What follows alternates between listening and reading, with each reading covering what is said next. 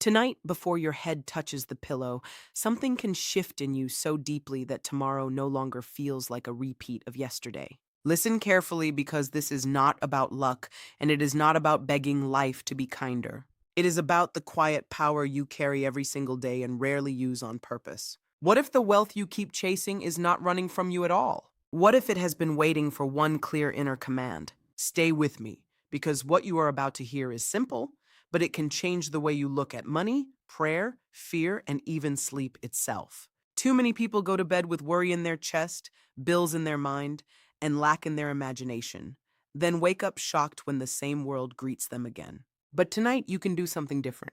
Tonight, you can stop calling trouble and start calling provision. You can stop feeding delay and start feeding arrival. And if you truly catch this, if you dare to apply it instead of only admiring it, the morning may meet a different version of you. Not broken, not begging, not hoping from a distance, but calm, certain, already inwardly supplied. And when the inside changes, the outside begins to move. Watch closely, because the next part is where most people miss the secret. And once you see it, you may never speak to yourself the same way again. The great mistake is this: people think the answer is somewhere far away. They speak to heaven as if heaven were distant, as if help must travel across some huge gap to reach them. But the deeper truth is far closer than that. The state you hold inside yourself is the power that goes ahead of you and prepares tomorrow. The angel you call is not a figure in the sky. It is the mood you accept. It is the inner position you occupy. It is the feeling you keep returning to when no one is watching. If you lie down tonight feeling abandoned, pressed, frightened, and empty, then that is the messenger you send into your world, and it will return carrying more evidence of the same. But if you lie down feeling supplied, protected, favored, and quietly rich in spirit, then you send a different messenger, and that one also returns with proof. This is why so many words seem to fail. A person may ask for abundance with the lips while still feeling poor in the heart. They may say, "I believe," while inwardly rehearsing late payments, closed doors, and bad news. The inner state always speaks louder than the outer sentence. Let that sink in. Your deepest assumption is the true prayer. Your dominant feeling is the real command. So the question is not only what are you saying, the question is what are you being. And if you dare tonight to be the one who is already provided for, you may discover that life responds to that unseen decision faster than reason expects. Money, then, is not the master people have feared all their lives. It is a servant. It follows the inner pattern you set. It reflects the authority or the panic you carry within. Look around and you will see it everywhere. One person lives as though life is working with them, and somehow doors open, help appears, timing aligns, and what they need seems to arrive with strange precision.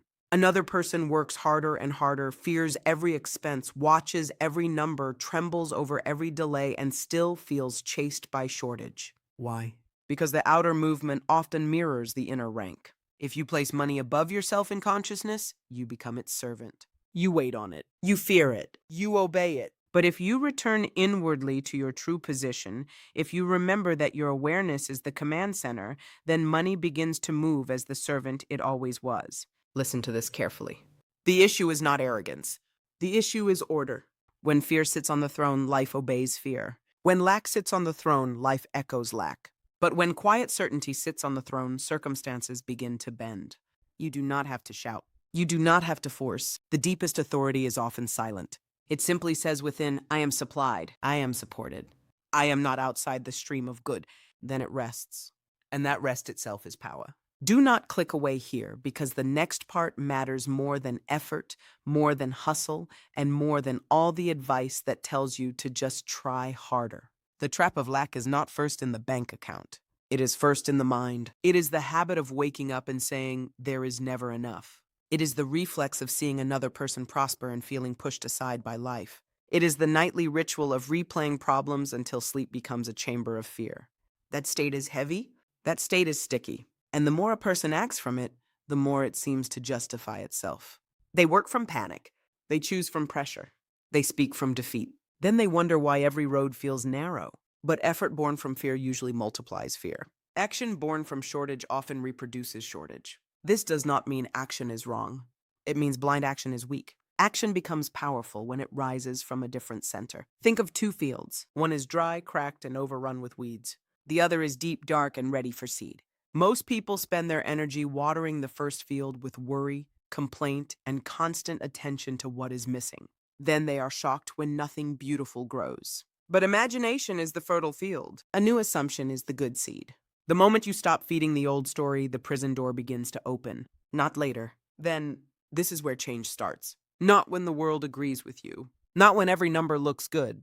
But when you refuse to make lack your identity. Stay with this, because the way you enter sleep tonight may become the turning point you have been asking for without knowing it. There is a borderland between waking and sleeping where the mind becomes soft, open, and deeply impressionable. That moment matters more than most people know. All day, the surface mind argues, compares, measures, and doubts. It says, be realistic. Look at the facts. Do not get your hopes up. But as you drift towards sleep, that hard guard begins to loosen. The gate opens. The deeper mind listens. This is why the last feeling of the night is so powerful. So tonight, do not go into sleep counting problems. Do not rehearse the debt.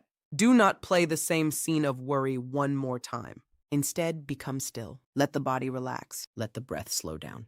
Let the room fade. Then enter one short, simple scene that would be true if your desire were already fulfilled. Not a giant movie. Just a small living moment. Feel a bill stamped paid. Feel your hand holding money with relief instead of desperation.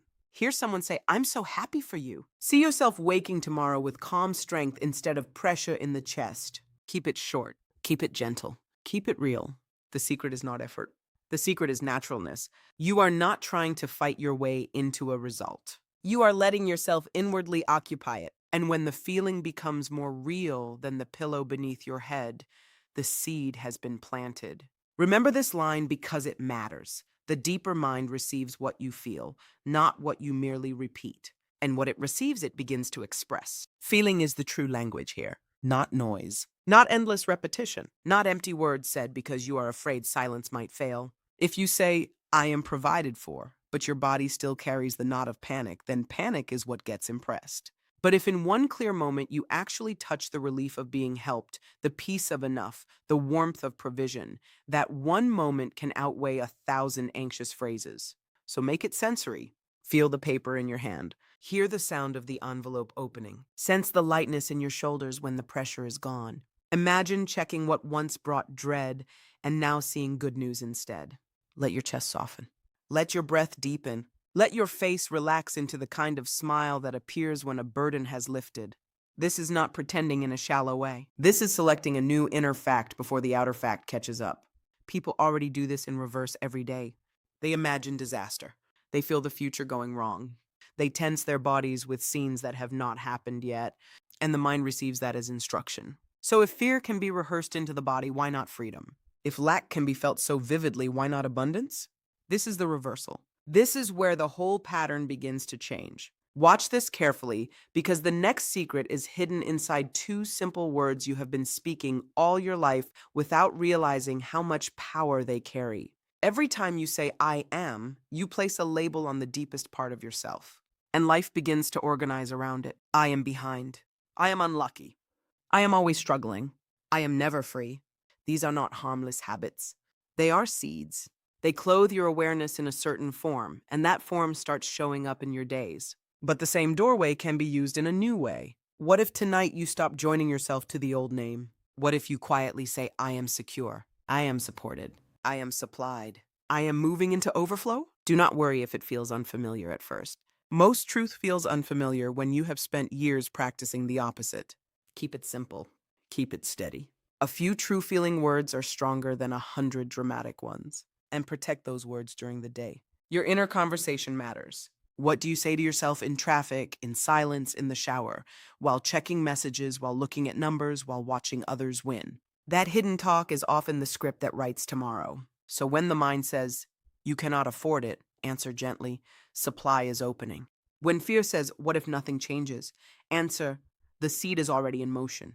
This is not denial of the moment, it is direction of the deeper current. And once that current changes, the visible world begins, step by step, to follow.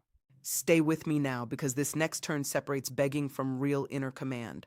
There is a massive difference between pleading and declaring. Begging says the good is far away.